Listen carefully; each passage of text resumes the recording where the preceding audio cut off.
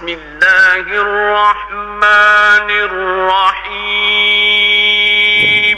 Tunaikan salat sebagai pembuktian untuk mengingatku, menyembah kepada Allah Subhanahu wa taala. Risalah di salat itu sekaligus selain sebagai pembuktian iman, juga pembuktian sebagai hamba. Jadi kita bersyukur dalam kehidupan ini bila masih mampu menunaikan salat. Alhamdulillah.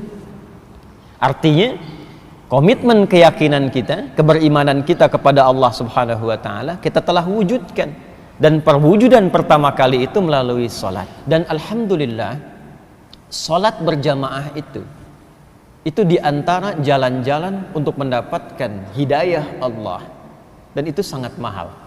Bismillahirrahmanirrahim. Makanya kita katakan la ilaha illallah.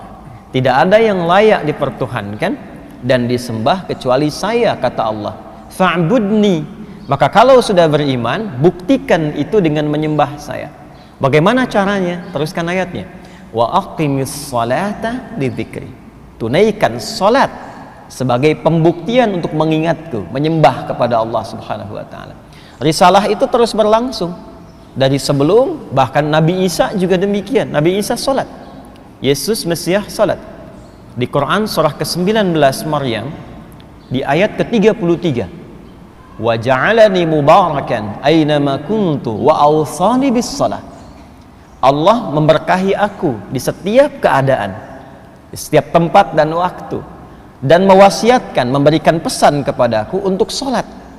Jadi Nabi Isa salat untuk membuktikan keimanannya, kehambaannya terhadap Allah Subhanahu wa taala. Jadi salat itu sekaligus selain sebagai pembuktian iman, juga pembuktian sebagai hamba, dan tidak naik status di atas hamba, tetap hamba. Karena itu Rasulullah SAW ketika akan menerima perintah salat, status kehambaannya disebutkan dengan jelas. Itu di surah ke-17 Al-Isra, di ayat yang pertama itu. Subhanalladzi asra bi'abdihi. Bukan birasulihi, bukan binabiyihi, tapi bi'abdihi, untuk menegaskan bahwa risalah salat itu sebagai hadiah terbesar nanti dari proses Isra Mi'raj itu adalah pembuktian dari penghambaan seorang hamba kepada Allah Subhanahu wa taala. Jadi kita bersyukur dalam kehidupan ini bila masih mampu menunaikan salat. Alhamdulillah. Artinya komitmen keyakinan kita, keberimanan kita kepada Allah Subhanahu wa taala kita telah wujudkan, dan perwujudan pertama kali itu melalui salat.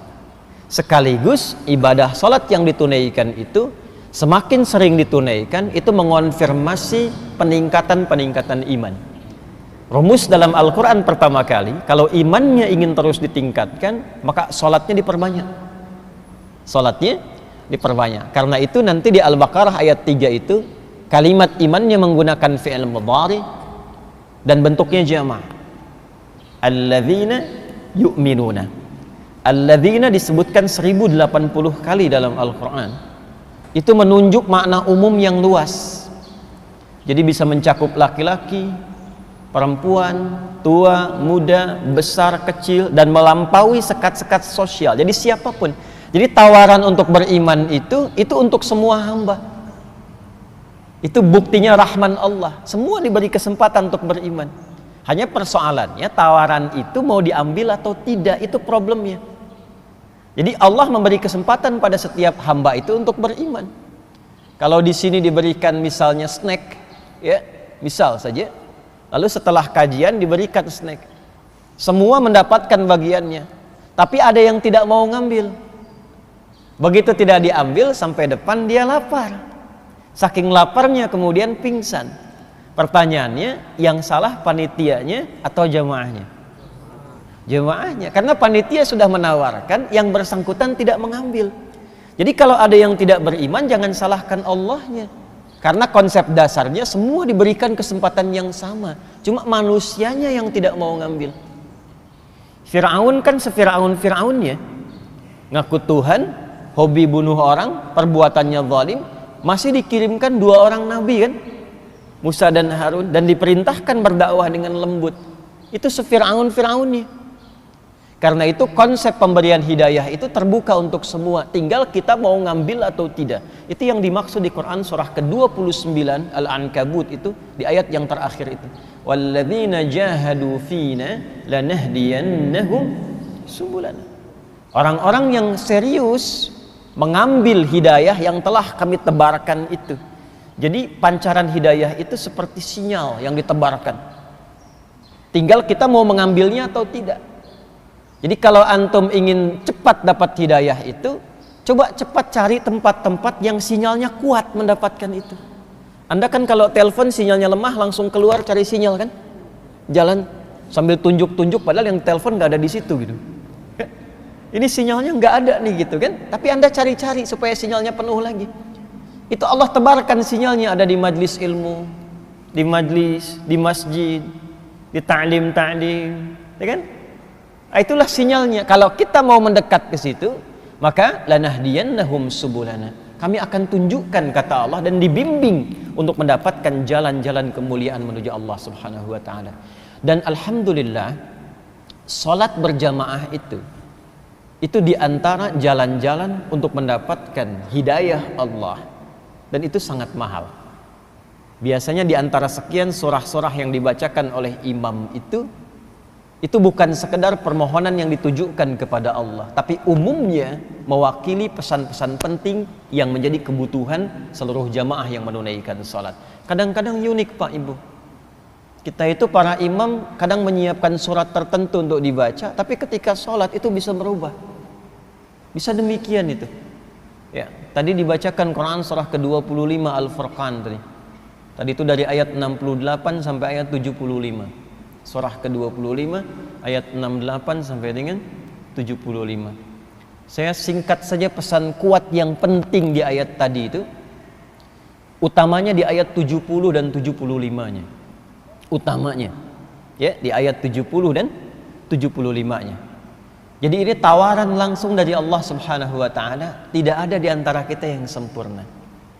Idealnya semua menjadi ibadur rahman, hamba-hamba Allah yang penyayang, sikapnya yang lembut, yang baik, yang toleran dalam konteks kebaikan. Tapi kadang ada yang terperosok dalam keburukan. Lisan salah tutur, telinga salah dengar, mata salah tatap, bahkan ada yang melakukan dosa-dosa yang besar, tapi selalu diberi kesempatan oleh Allah untuk kembali.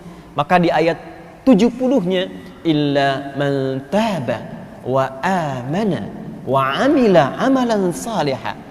Maka orang-orang yang mungkin pernah merasa salah itu bisa kembali menjadi soleh, kata Allah. Kalau dia mau kembali taubat. Taubat itu kembali kepada jalan-jalan kebaikan. Jadi bahasa Quran itu indah sekali. Tidak ada memang yang sempurna di antara manusia yang bukan nabi dan rasul itu. Ya. Tapi kemuliaan manusia itu, hamba yang salah itu terletak kepada keinginan kuatnya untuk selalu berusaha menjadi soleh. Jadi yang dituntut dari kita itu usahanya. Karena itu saya sering berkata, Allah itu sangat mencintai seorang pelaku maksiat yang gemar bertaubat dibandingkan dengan orang soleh yang tidak pernah merasa salah. Ya. Jadi kalau kita mau kembali, itu disukai oleh Allah. Taubat dan tinggalkan perbuatan-perbuatan buruk itu. Lalu kuatkan imannya, isi dengan amal soleh. Apa ciri orang yang telah berhasil menjadi soleh itu? Maka diteruskan ayatnya, ya, faulaika yubaddilullahu sayyi'atihim hasanat. Ini ciri yang penting Pak Ibu. Orang kalau sudah taubat itu, kata Allah, ciri diterima taubatnya, maka berganti perbuatan salah yang sebelumnya dilakukan dengan perbuatan soleh yang konsisten dikerjakan.